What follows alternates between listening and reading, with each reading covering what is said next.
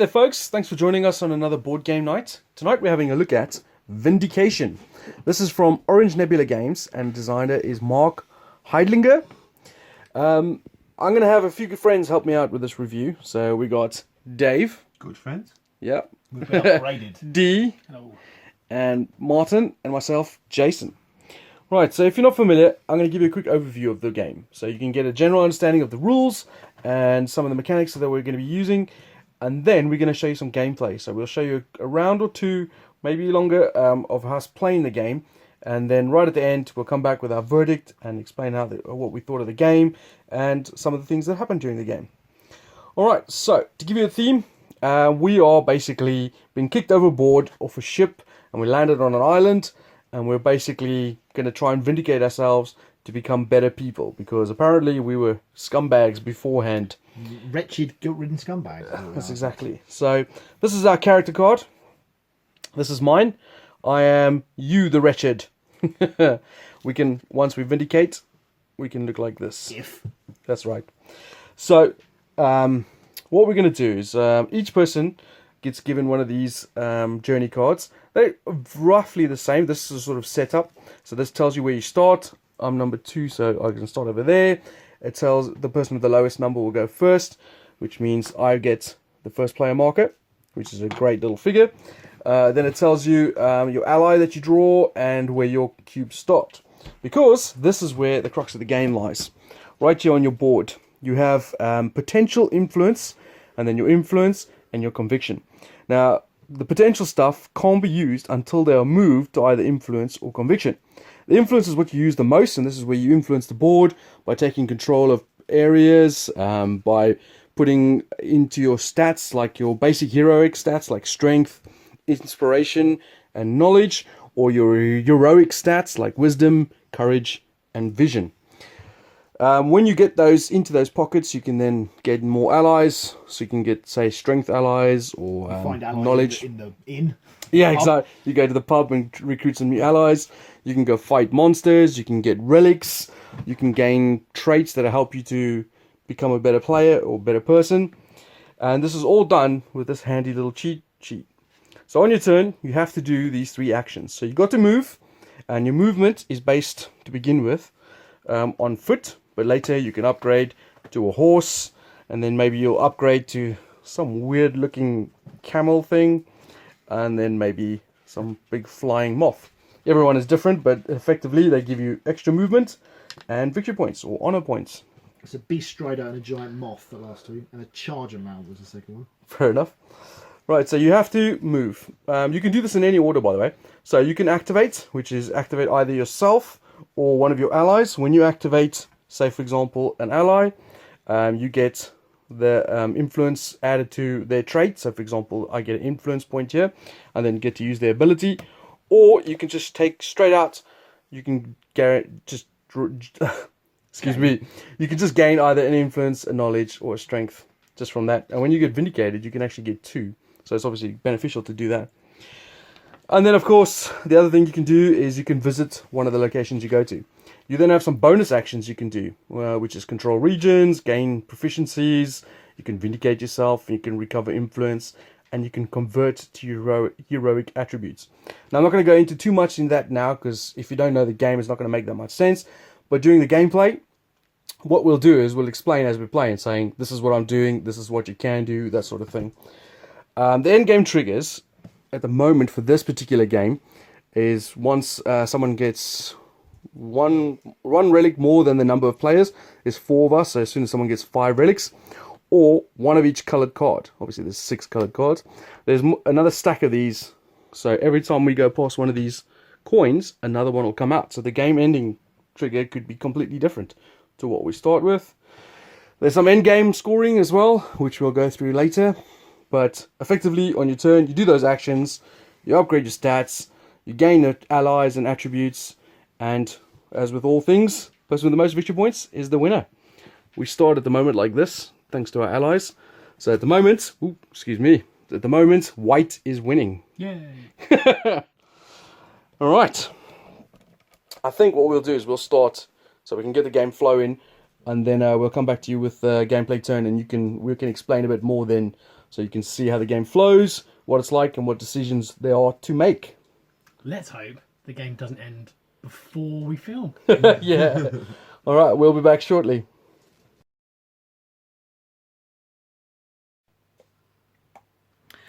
All right, folks, you join us for the gameplay section. We've had a few rounds already, so we can just give you a quick show where we are, and then we're about to start with my turn. So at the moment, D has, what is that, 33 points? 3, And then purple has 26, and then orange 2. and green on 22. Me and Jason languishing in last. The board has been explored already. I mean, there wasn't much to show you. Literally, when you move into a blank space, next to a blank space, we move in these little triangle squares, and you move your distance, and then when there's blank spaces next to you, you take a tile out of the bag and fill it up. So this will come out. The bag, by the way, is seeded, so there are 19 locations in there. So we knew what was coming. I mean, that was the last tile to come out, and we knew it was going to be the monastery because that was the only one left in the bag. Apparently, we found the most popular library in the world. So that's how that looks at the moment. This is what my player board looks like. So I've got 1 influence left in potential. I've got nothing in conviction. Everything else is in there. It's my turn now, as I have the first player mark, and I'm going to go first. Let's just have a quick look at the other guys' things. Martin's got a couple of characters. He's also only got 1 left in potential. D. I haven't moved anything at potential. I've got a Mask of the Invader. Which is a relic. And I've Bloody increased my brilliant. speed as well. Yeah, he's now a horse. And that's Dave's.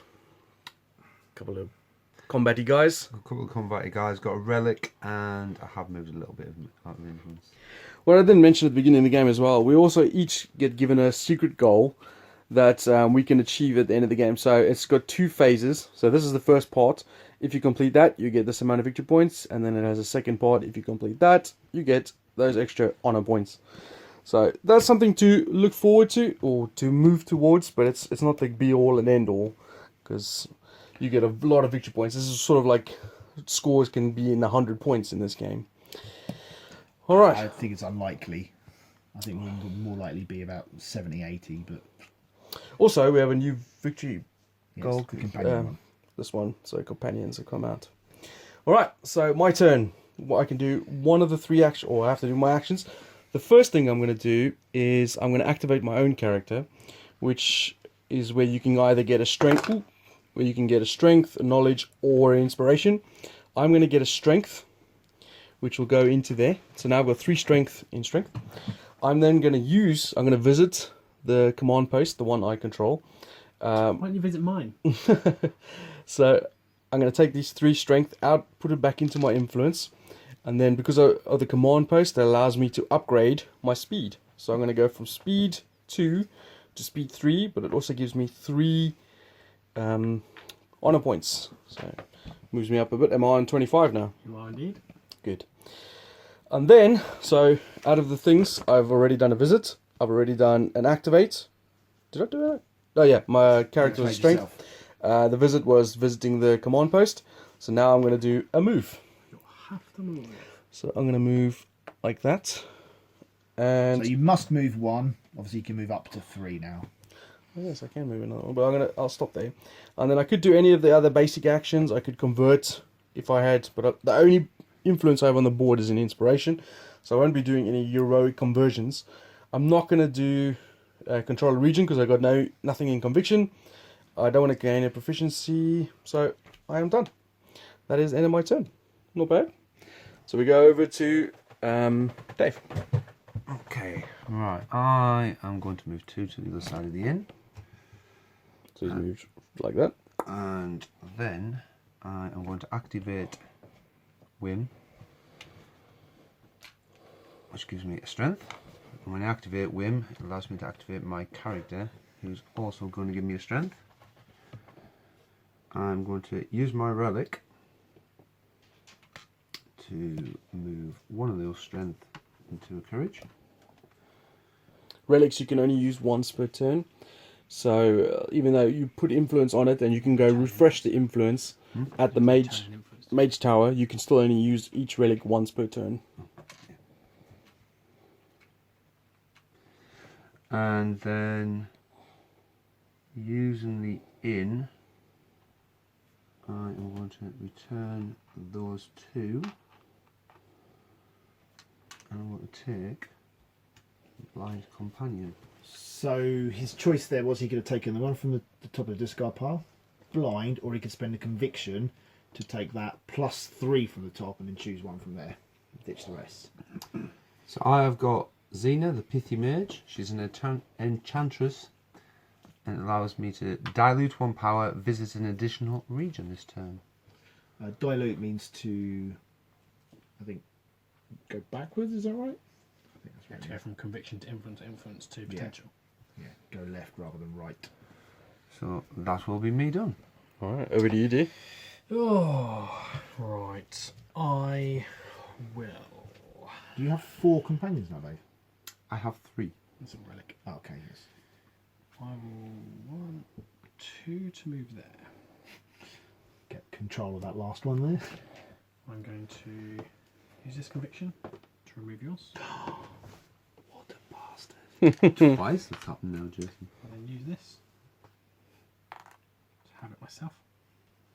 Alright. So when you lose control of an area, you don't lose points, but obviously the next person who takes control of it, they will gain the points. He's got 10 points on, just like 12 in fact, just on the board. Taking control of the things on the board is good as well, because at the end of the game, they're worth basically their points again. I'm then going to visit the monastery. To return those 2. So the monastery allows you, see that little sort of hooped icon, it allows you to basically either, shows you the same icons over here, so you can either move from your potential to your influence, or from your influence to conviction. And then I'm going to activate one-shot Dara, which allows me to put 2 into strength. She has an additional ability, which is when there's 2 on her, she then does something else. I think that is me. So, interesting enough, my relic now has no influence tokens on it. So that means this can't be used, but I can go back to the Arcane Tower to And then refresh replenish it up to 3 more. Margot? Yeah. Okay, I'm going to activate Naira, the Gilded Eye, which will get me 2 knowledge. I'm going to put there. I'm then going to visit the monastery. I'll spend that 2 knowledge. I think. Yes, I will. I'll spend both of it. Which basically gets me 2 augments. So I'll go 1, then I'll go in there for 2. Which I quite like. And then must move. I think I'm literally just going to go here. And I think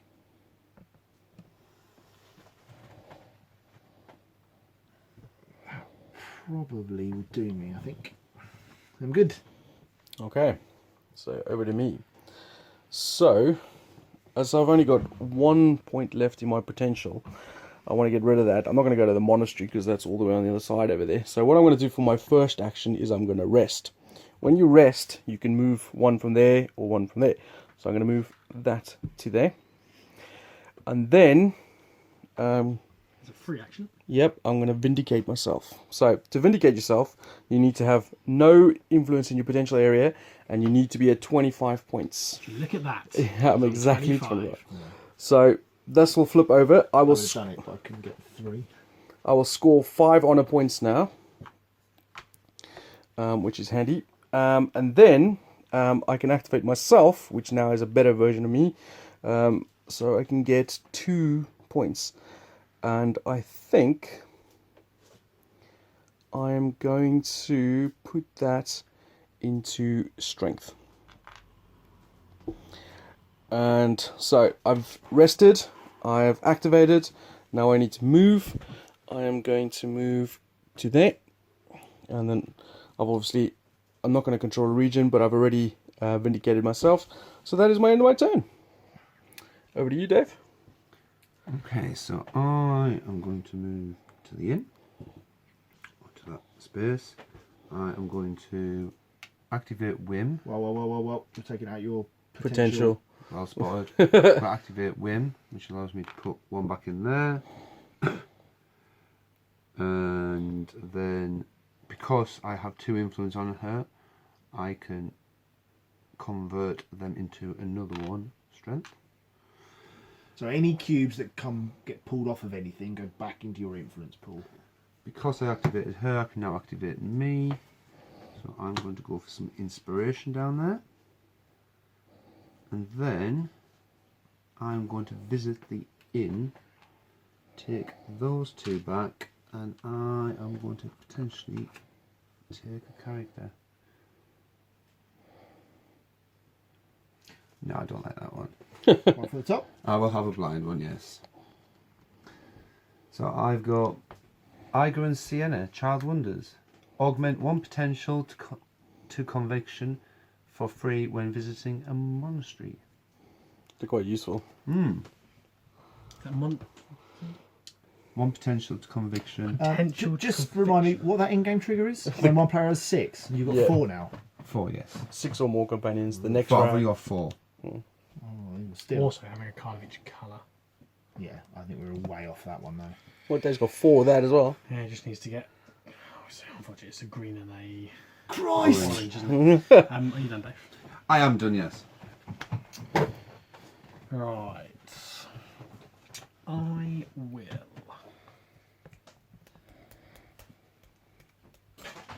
start by going to one-shot Dara. Man, that thing's good.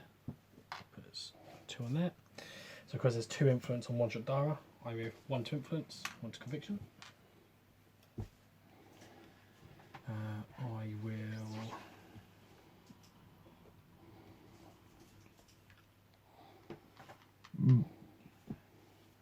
Excuse me. Interesting. Interesting. I will move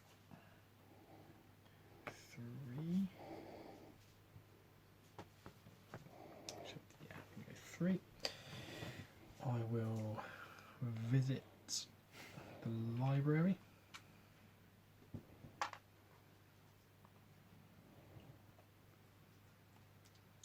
Which means I've then done all 3.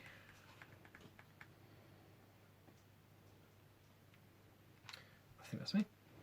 Okay. Kabali. Actually, I'm gonna convert So Euro conversion. those 2 into one of those. There we go. Okay, I will move over here. I would like to take control of the holy spire, where it is. Reduce points. I will then visit said spire. For those. Boop, boop. I think I'm going to activate myself. Check over there.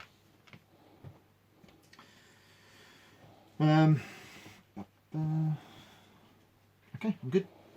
Alright. I'm going to move over there. I'm going to activate myself to give myself 2 strength, which will go into there.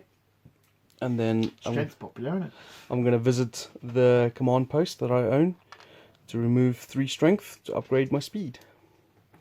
So that goes back into my influence pool, and then I upgrade from this, which is on the horse. Mounted to, what was it? Beast Rider or something like that? Yeah, and that's worth 4 points. And so I've moved, I've activated, and I've visited. I'm not going to do anything else, so that's my turn done.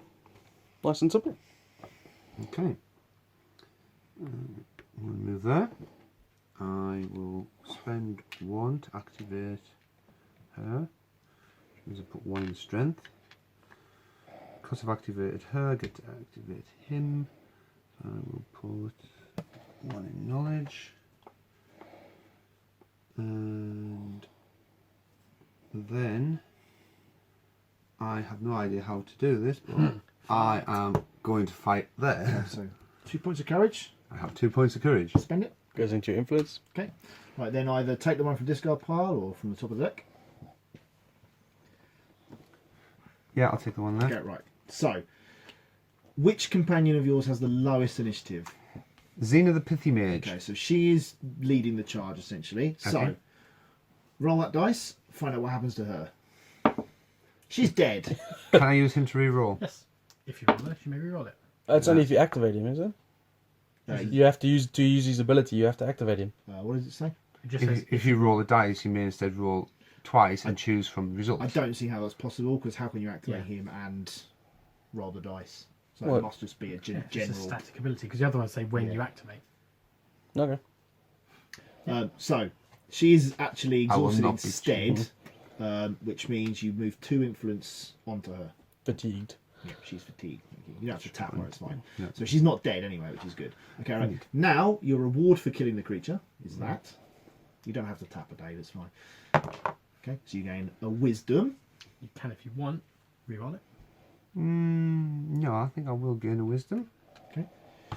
And then get the points for the creature. 4 points for the creature. And can I still use my relic? Yes. Yeah, it's a separate thing. So return 1 influence and convert 1 strength to courage. Okay. Right. Another creature must come out. So this card.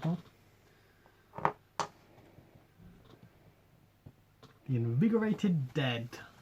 At game end, gain 2 honour for each monster you have defeated. Okay. Anything else, Dave? No. Me. Right. I will.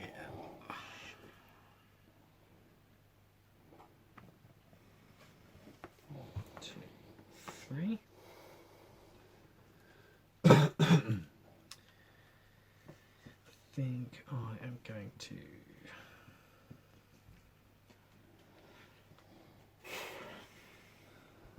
spin those 3.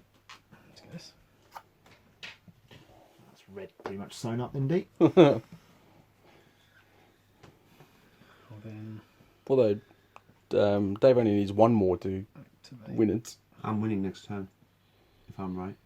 Or I'm ending game next turn, if I'm right. Really? That. Do you want to? Take the green. Yeah, but do you want to? I think so. Okay. Just does that. So I Okay. moved. I assume that I can do my bonus action before Character. the top actions. Yeah, you do them in any order. So let's track that for a second. So I've moved and I've activated the character, so I just need to visit the rest.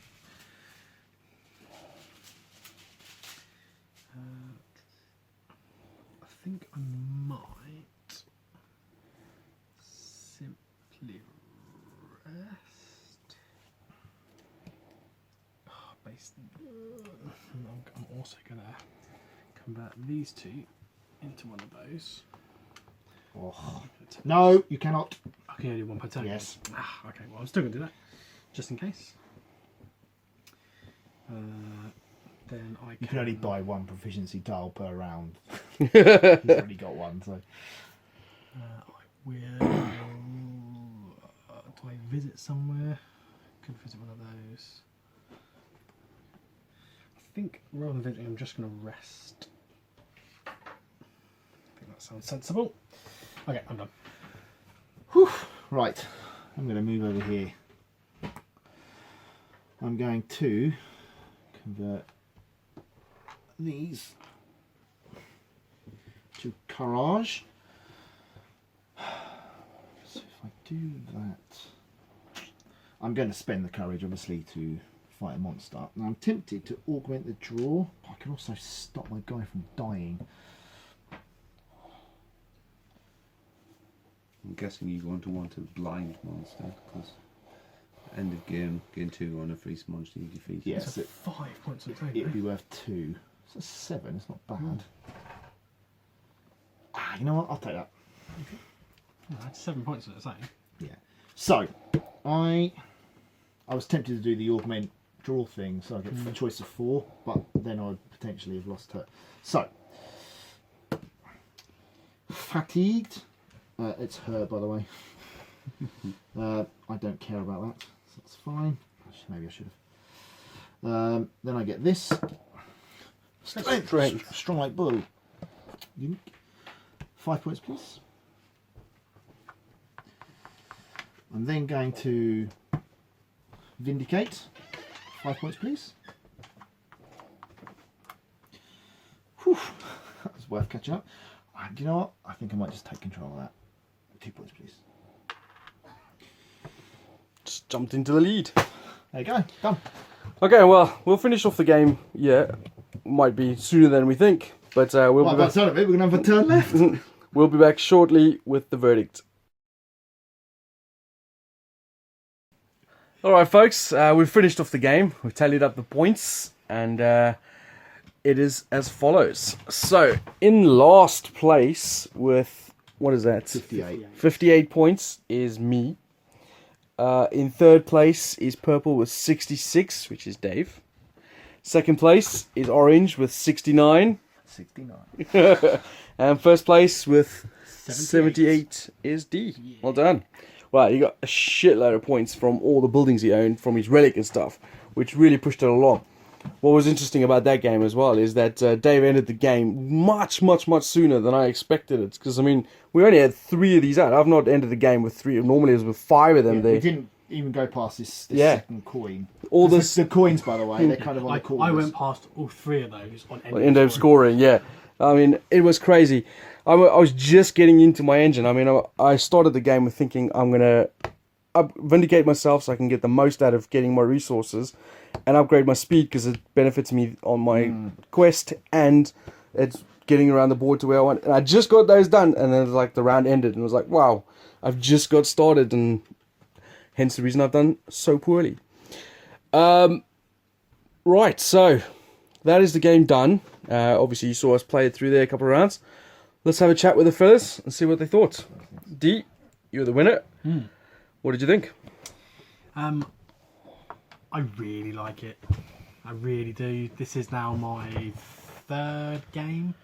And we've played it with... I played it with 2, 4 and 5, 5. yeah.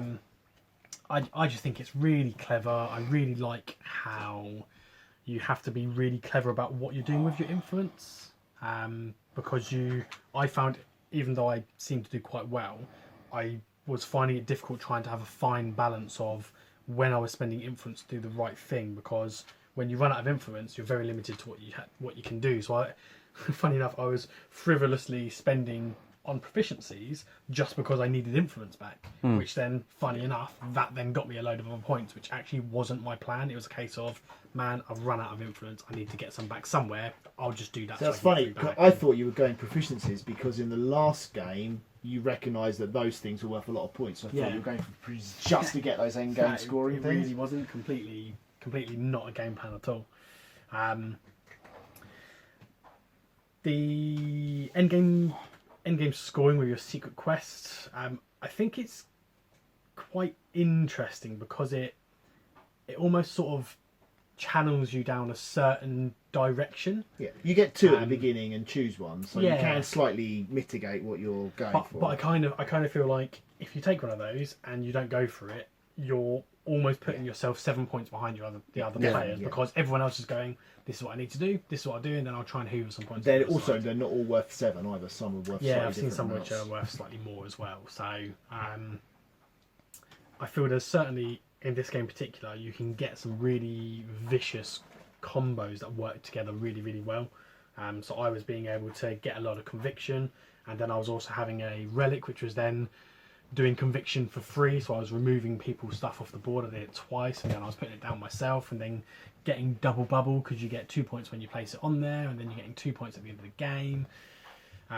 Yeah, I feel like that one particular game worked really well, but even looking at the previous 2 games where I didn't win either of them, I've enjoyed it equally as much. Component wise, I think studied stock, plenty of variability.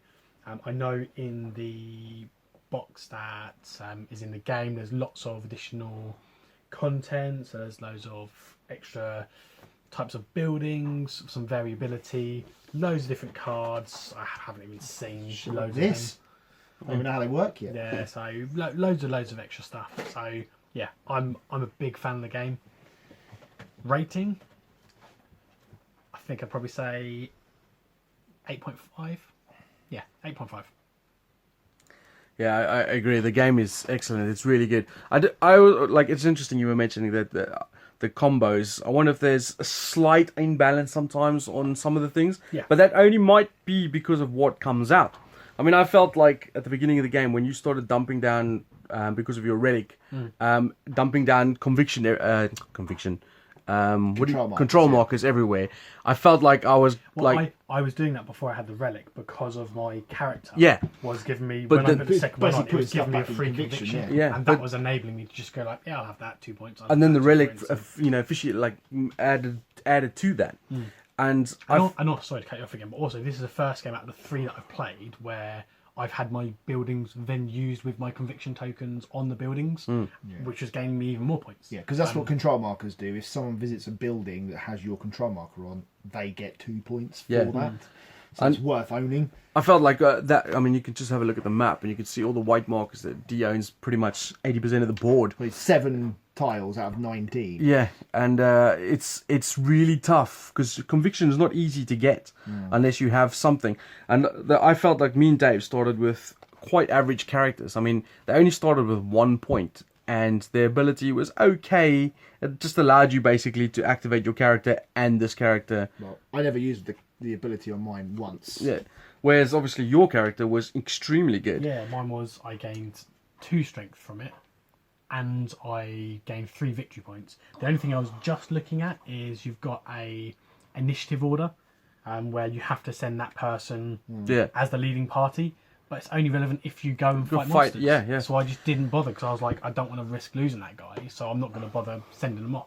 And the problem I suffered from here was because I only got 1 control mark here. I did control one of these and something else, And I but removed them both. you removed them both, and it was not easy for me to. I would have to spend a whole turn just to get conviction, so that I could spend my next turn to kick you off again. And I wanted to do this because I was getting my characters giving me a lot of inspiration. So I was thinking I'll go to the library, dump a lot of stuff in there, and then when I'm vindicated, I'll add that and then gain the traits.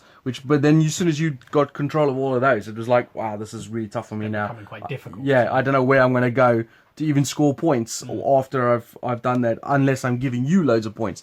And I felt as well as if I took you off, you just take me off again. Yeah. Yeah. I wouldn't. It wouldn't have been. It's nowhere near as difficult because of the combination of cards I had.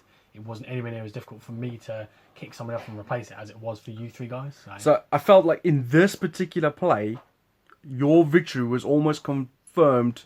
You felt it was sort of it was forecast sort of Yeah. halfway through the game when you see how things were comboing together. But even Well, say, it wasn't just you against him though. There was me and Dave as well. well, I mean, I felt you guys were in a similar position. But even saying that, still, I think this game is excellent. I think it's really clever how. I mean, one of the things I love that I have not seen in any game yet is the victory goal thing. So you got 2 to start with, and then every time you go past one of these coins, which you keep because there may come up things. No, there's a creature in the top 3 because I've just seen it. Yeah. That one of them, that one. There we go. So you gain 3 victory points for each one of those coins you own at the end of the game.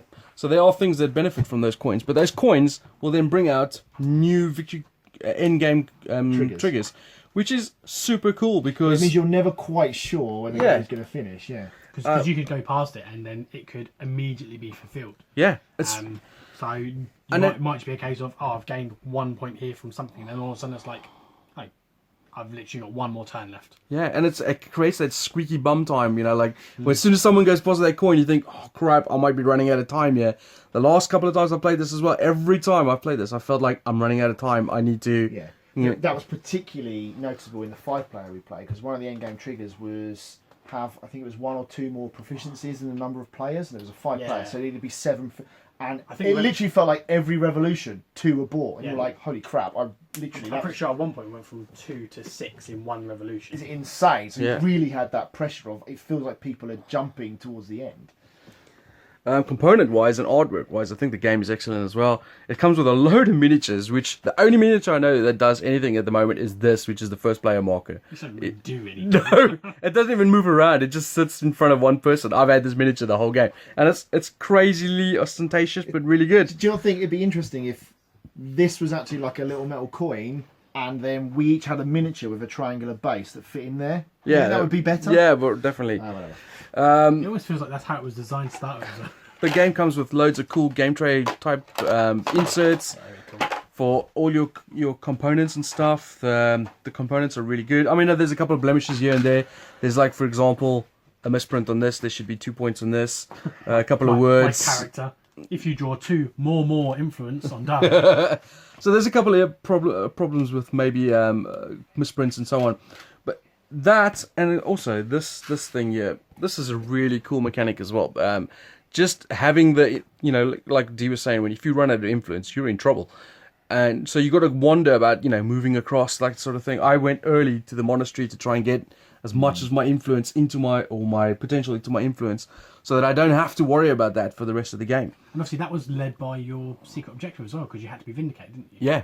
Well, I didn't need to, but I wanted to be, because that's why I did mine as well. Yes, mine was to have none in my potential. I figured if I'm not going to have none in there, I might as well just vindicate as well. Yeah.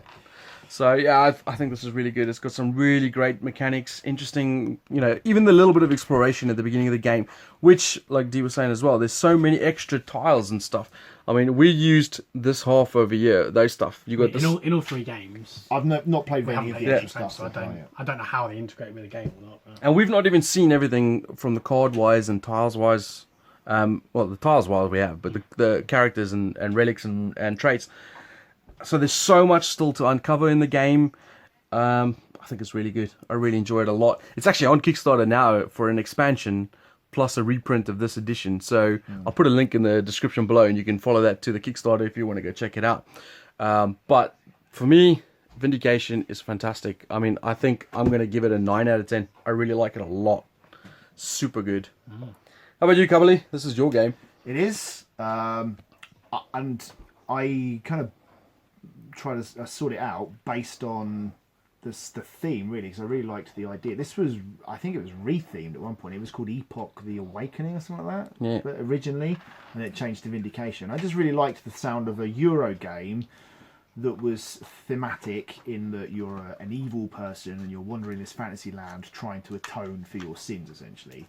Now, with that being said, I don't think the theme comes out much, if at all. But at least they've tried, and it's definitely something different. I've not seen that theme before. And they've done, considering it is a Euro game, they've done the best they can. All the cards look different, and the artwork on the cards is phenomenally good as well. Really, really done a nice job on those. So, for what it is, they've done okay with the theme. But yeah, I mean, I really like it as well. I think the board, as you said, the potential influence conviction thing is slightly reminiscent of the Terra Mystica Power Bowls, slightly. And I love Terra Mystica as well. And there's a real kind of trying to just keep an eye on your influence, trying to basically mitigate spending or having too much of it around. But obviously having it on the board and stuff is giving you advantages, like controlling, because that was where you were going. You had so many cubes on the board, you were like, how the hell do I actually free up some influence to do stuff? Because at one point you had like 2 cubes left, and I suspect that's why you visited the monastery as well, just to get more cubes. To have more cubes. So there's a real kind of balancing act on those, and all the cards are quite different. Every game of it I've played, it's gone different ways, and I think largely because of the end game triggers, because I think everyone has an eye on the end game triggers, and so you're taking actions to kind of walk towards that, and also you're kind of trying to maintain control of the different different aspects at the end as well, to try and score the kind of the points from those, because they do make a big difference as well. In fact, if you didn't get those, you wouldn't have won, would you? So so they definitely do. And yeah, I think it's great as well. I'm backing the expansion to see what that adds, and hopefully they'll do some reprinted tiles and things like that. I believe they are. Do you know what it adds at all? Or? No. I barely looked, to be honest. It was just like, more stuff, I'll back it. Now, my slight gripe is that the box is huge, and it is kind of ostentatious in what's in it. So there's a whole bunch of miniatures that it's... I'll show the box here, I don't know if you can see that. There's a whole bunch of large miniatures in there. I've not used any of them yet, and obviously I've read the rules for, like, this is a big creature that kind of sits in the middle, and you can, like, it's an earth shaker. Tiles, cards. Yeah. So it's really cool, but as a consequence, the box is massive. So it's like quite a hog on game shelves, and also it's quite expensive because of that as well. Now this could easily have been a 35 to 40 quid game in a normal standard size box without all of this stuff in there, but it wouldn't have changed the game at all, I don't think. So as I say, a slight gripe there, but in general, I'm totally sold on it. I think it's excellent, and I think I'm probably in the 8.5 camp as well. It works for me. Cool. Dave, this is Dave's actually his first game of this tonight, so he played it for the first time. He's completely thrown into the deep And mud. Dave, I think you did very well. Yeah. I have to say, I think you caught on very quickly, and your strategy was working. The only thing I will say is, do you think you did the right thing into the game, or do you think you sped Yes and through no. it too quickly? So, I half like the game. And the reason I half like it is because I played it with you three who had experience at playing the game, and there was at times you were moving things around the board and I just didn't have a clue how the hell you were doing it. So I always felt from the outset I was on a back foot. The reason I entered the game so quickly is, one, I did actually forget that you scored things from the thing, but it was getting to the point on the board where D owned half the board, and you know I needed to get one of these greens and I had to pay him 2 victory points to do so, and then I needed to use somebody else which gave him another 2, and I just thought, if I keep dragging this out, all I'm going to end up doing is paying, you know, him more victory points. And at that point I looked at the board, and I obviously I don't know what your secret goals were, but I had mine, and it was quite close between me and D on the controlling for the red victory point. In fact, if Jason hadn't opened his mouth, D wasn't even going to go and get another red one. Yeah, Jason, Jesus. So yeah, but that it wasn't the gameplay I didn't like. The gameplay is my positive for the game. I actually really enjoyed the mechanics. It was simple-ish. It was just because you were more advanced. I think if this was our first play for everyone, the game would have just took longer, and we'd have been like sort of. I think there is a learning curve in it. Yeah. Almost certainly, because you start learning the efficiency of actions once you've played it, and that's important, or I can ignore that, or that sort of thing. So I mean, you did fine. Don't get me wrong. You kept up with us. But yeah, I definitely think there is a learning curve in there. Yeah, I need to sort of play this game another once, maybe twice, and then I would feel as strongly about the game as you can. But that said, for me, playing on this game as a back foot, I'd still score it a 7, 7.5. Yeah, it's a solid game. Really, really good. I mean, I don't know if I've heard of anything else that I've not looked it up. I probably should have looked it up before we started this video, but I'm not sure I've seen anything from Orange Nebula or Mark Needlinger before this. But I think this is a really good game. It borrows some mechanics from other games, but overall there's some really interesting bits in here, and it's so much variety. And every time you play it, that it feels like a different game every time. It feels quite fresh, though, I think. Even if there is mechanics in there that have been used in other things, I don't think it's. I don't think I can liken a game to it. I can't be like, oh yeah, that game's like Vindication. Yeah. I mean, people did suggest that there was similarities to it. I really don't think there are really. This apart feels from like the only thing which a little bit. Yeah, the power bowls do work quite differently to that. But yeah, I mean, which is obviously one of the main selling points of the Rescue Gaia project sort of thing. It's the move of going from one to the other sort of thing. Yeah. So yeah, but I mean, very, very loosely.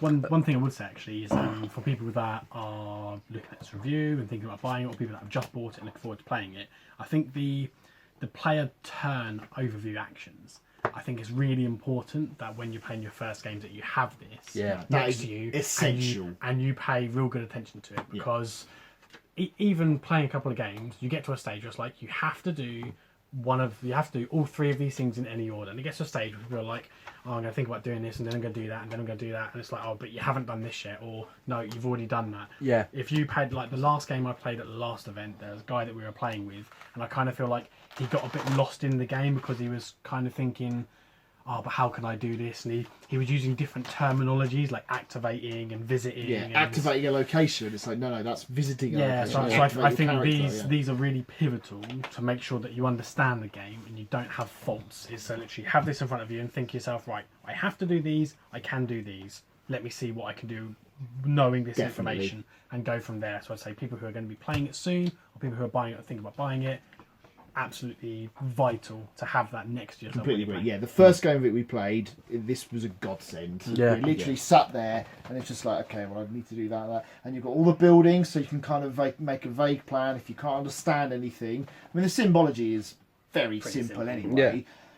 But when on the first game, it's quite a lot of overwhelming stuff. So you're sat there going, okay, well, that's what that does. Okay, got it. And you've I got think that's a real nice, refreshing thing as well, because there's so many games where you get a little overview and it's like, oh, I kind of get an idea. This tells you exactly what you can do. Yeah, and I it's don't really think useful. I don't think there's any ambiguity about it. no, not at all, not at all. I tell you what, I'm actually really looking forward to playing this again with some of the other Trying some other stuff. Yeah. Very much so. Yeah, I'm really looking forward to pets because the tiles are seeded. So when you play the basic one, you've got these 19 tiles. But then if you put like the pets module in, it takes out something and adds in something else. Yeah, I think it's to do with like these 3 tiles, for example. So I'm not if 100% you sure. put pets in, you take out maybe monsters and stuff like that. No, I think it's I I think it's it's more like like inns that you take out. So kind of like, But the thing is, you can get like temple ruins where you can draw 2 secret yeah, quests so and you keep got, one. like the temple things- ruin, for example. So that, and once again, these will replace the cards which are around the outside here as well, possibly. I think, I don't know. Jewel crafters. You can get mines where you can get crystals. Yeah, and- so pets are basically animals that sit on your companions and they give them different abilities. So there you go. There's all the what you swap in and out and that sort of thing. Maybe. Well, there you go. I think it's safe to say we enjoyed that a lot. And as I said, this is on Kickstarter at the moment. So I'm pretty sure the guys from Orange Nebula would love your support. So go check it out. It's well worth it. And this can play up to 5 players, by the way. And the length of the game can vary, as you can saw. Actually, that's one thing we didn't touch on. The game is not long No. at all. I mean, it says 15 to 30 minutes per player on something I was looking at. And I cannot see how this game will last 2.5 hours in a 5-player game. At all. No. I mean, every game that I've played has finished in the kind of hour to 90-minute bracket. Easily. I feel like every time you play it as well, the first couple of rounds, the turns are slower because people are just getting into the groove again of, Yeah. oh, you know, I Well, need and to also remember. there's because the first few rounds are just uncovering the map. Yeah. And then once it gets into the groove, it goes so quick. I mean, you saw it in the gameplay. Some of our turns were literally move, visit a place, do the action, done, next turn. So there we go. Thanks for watching, guys. Appreciate your support. See you guys later. Right.